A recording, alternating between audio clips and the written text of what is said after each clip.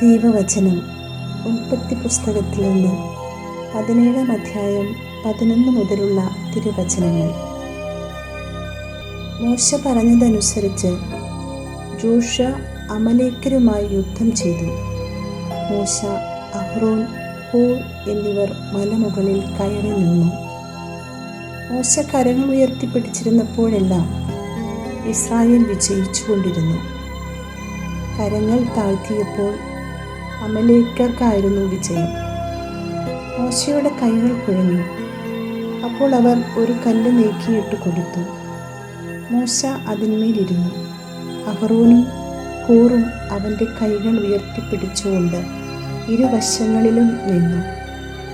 സൂര്യാസ്തമയം വരെ അവൻ്റെ കൈകൾ ഉയർന്നു തന്നെ നിന്നു.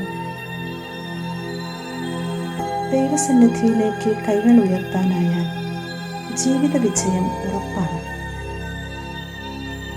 എല്ലാ സാഹചര്യങ്ങളിലും മടുപ്പുകൂടാതെ ഉത്സാഹത്തോടെ ദൈവ തിരുസന്നിധിയിലേക്ക് കൈകൾ ഉയർത്താം.